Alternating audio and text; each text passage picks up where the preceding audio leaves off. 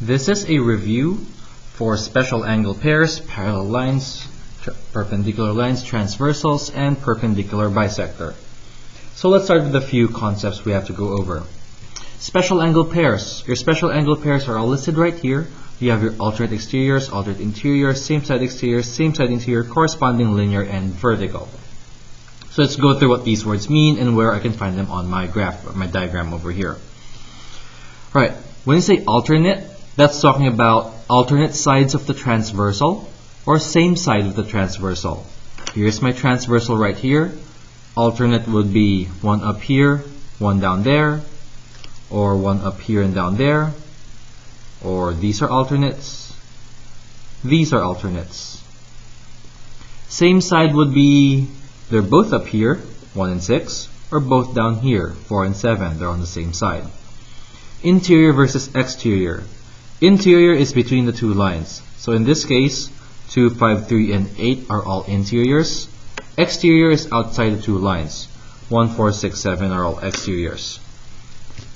Then linear pairs are two angles right next to each other, 2 and 3, or 5 and 6 are linear pairs. Vertical angles across from each other, 5 and 7, 8 and 6, 1 and 3, 2 and 4. And then corresponding angles that face the same way.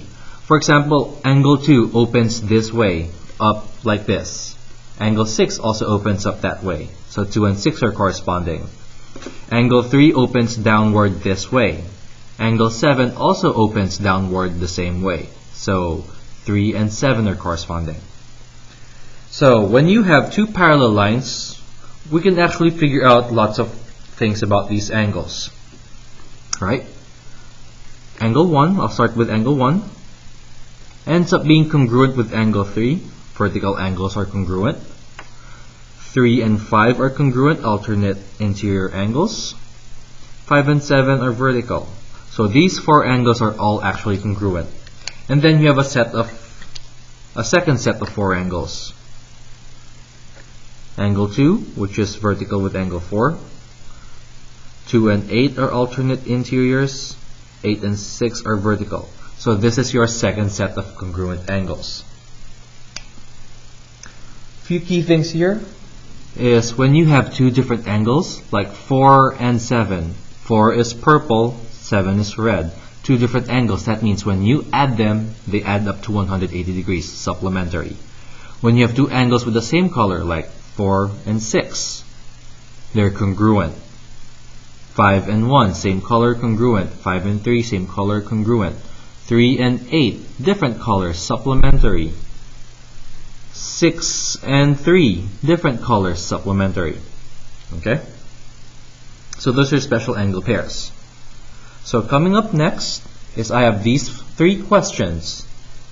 Take a minute to pause this video and answer these three questions. When you finish answering these questions, resume the video.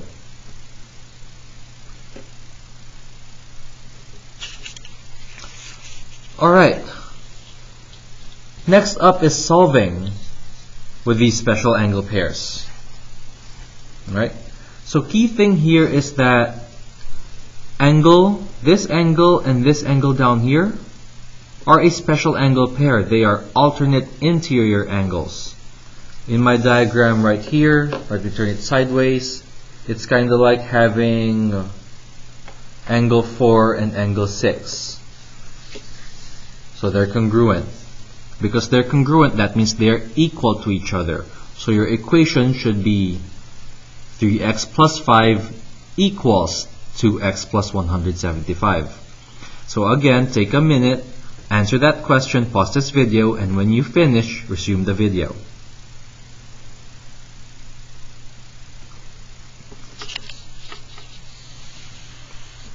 Alright, next up, here's a different equation. This time, 108 are same side exterior angles. That would mean same side exteriors, they are supplementary. Supplementary means I add them and set them equal to 180. So 100 plus 8x equals 180. Again, pause this video, answer this question.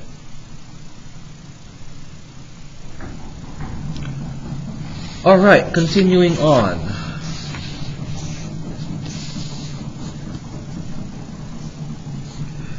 Next thing about parallel and transversal lines are determining which angles end up being parallel. Which lines end up being parallel. So in this setup right here, if your alternate interiors, alternate exteriors, and corresponding are congruent, then the lines thereon have to be parallel. On the other hand, if your same side interiors and same side exteriors are supplementary, then the lines thereon have to be parallel as well. Notice vertical angles and linear pairs are not here because vertical angles and linear pairs do not use parallel lines.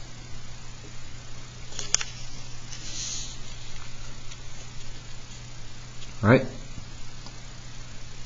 So here are some of my questions. Number 6, for example, angle 1 and angle 9 right here. Ask yourself, what kind of angle pair are they? And over here they're telling you they're congruent. So are they congruent? Or is this special angle pair 1 and 9 supposed to be congruent? You'll find out 1 and 9 are corresponding angles. And if you refer back to this diagram, corresponding angles are supposed to be congruent, alright? So that means this is a true statement, and that angle 1 is on this line, angle 9 is on this line, so we're talking about A and B being parallel. So do the same for 7 and 8. Take a minute, pause this video.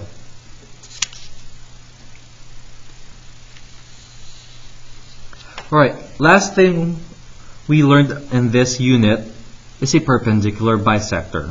So I have a simple question up here first. Find the slope. And for this one, I will walk you through solving this question. So to find the slope, we need our equation to be in slope-intercept form. Y equals mx plus b. Mx plus b, where m is my slope.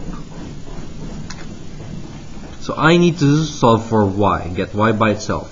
First thing we can do is take care of that 2x, add 2x to both sides, you get 3y equals 2x plus 15. And then there's still that pesky 3 in front of the y, I want to take care of it. So let's divide by 3. And get y equals 2/3 x plus 5. So my slope, again, after we get it into y equals mx plus b, slope is that number in front of the x. So my slope right here, slope equals 2/3.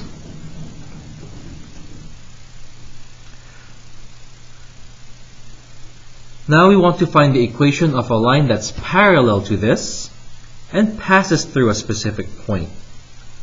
So in this case, we have a point. We need to talk about parallel slope. Parallel slope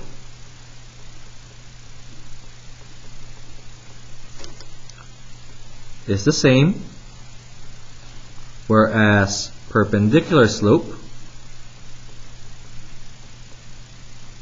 is your opposite reciprocal, flip and switch. Opposite reciprocal, flip and switch. For example, in this case, if we're looking for parallel slope, then a parallel slope to it would still be 2/3. Same slope. A perpendicular slope would be flip that fraction, so 3/2, and change the sign. Negative 3/2. Same slope, opposite reciprocal slope. So here, we are looking for a parallel line passing through this point. That means my slope is going to be 2/3, same slope to this line, and we have a point 3, 4. I have a slope and a point. That's what we call point slope form. Point slope form is y minus y1 equals mx minus x1. So let's take these numbers and plug them into this form. I get y minus y1, which is 4, equals my slope, 2/3 parentheses, x minus x1, which is 3.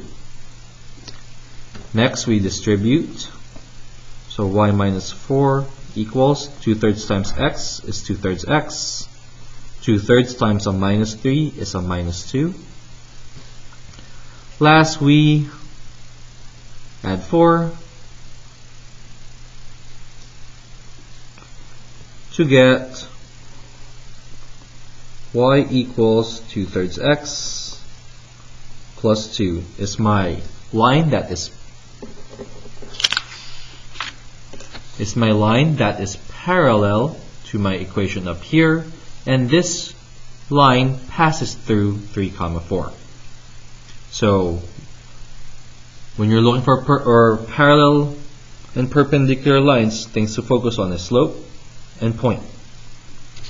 So do the same for this next question. Find the line that's parallel to y equals 2/3 x plus 5 and passes through the point 3, 1.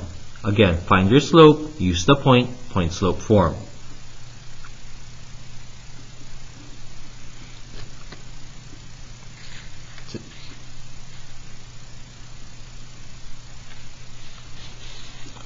Next, find a line that is perpendicular to y equals 2/3 x plus 5 and passes through 3, 1.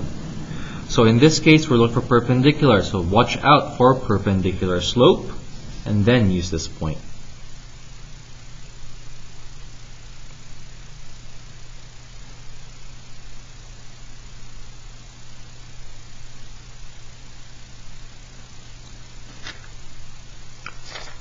Alright,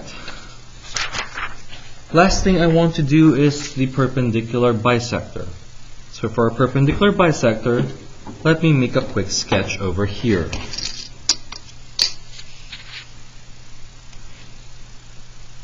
Let me draw an XY axis.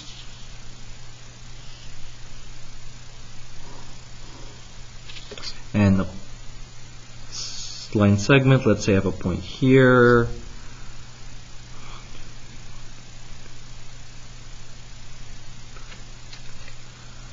Point over here, and the question is find a line perpendicular to this, or draw the perpendicular bisector. So perpendicular